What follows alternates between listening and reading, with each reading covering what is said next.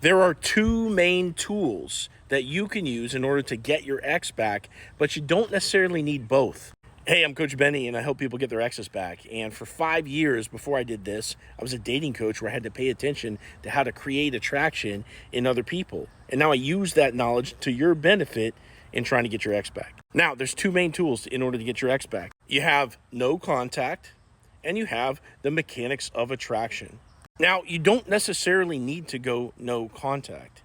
And the reason is that no contact, yes, it's used to grow. Yes, it's used to have time apart and kind of get yourself emotionally strong and all this kind of stuff. But if you're already there, or if you think you can manage it, if you know that you can have an effect on your ex and bring them back in, you don't necessarily have to go no contact. The difference is your ex actively texting you first or not? If your ex isn't texting you first, you're going to have to go no contact. Sorry to say, but you need to pull away for long enough to create a novelty factor where they're now going to have an interest in you again. You also need to give them time to take their walls down for whatever reason that they're avoiding you. And that's just not going to happen if you chase them, okay? So you're going to have to pull away and do that if they're not texting you first. But assuming they are texting you first, you don't necessarily need to go no contact. But the problem is, the longer you stay in contact with them, if you're making mistakes in your texting, in your interaction, you might as well go no contact because you're just going to make the problem worse. So what are these mistakes? Texting twice in a row or more times. You need to go tit for tat with them. Texting first, obviously, don't do that. Asking them about the relationship. You cannot show a concern for getting back together anymore. You can't even say, hey, where's your head at?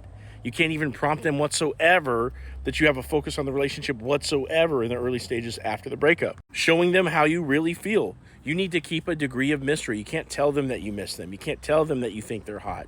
You can't, really show them your cards whatsoever. You have to make them wonder if they even have a chance with you anymore. Talking out the problems. You can't talk out the problems. That's part of the reason why you got here, because you guys had a communication breakdown.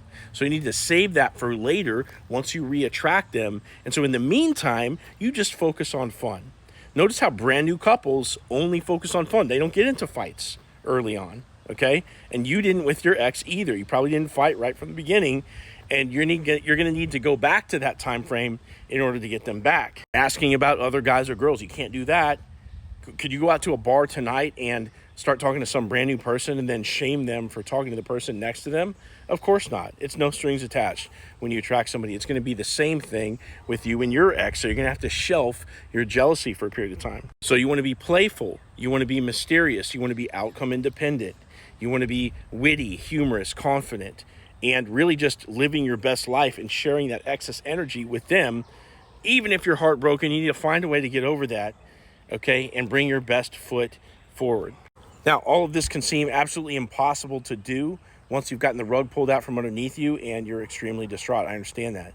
That's why I'm here to help you. So you can click into my profile, click this link right here, set up a call with me, and I'm going to customize a game plan after I hear your story for you to get your ex back step by step.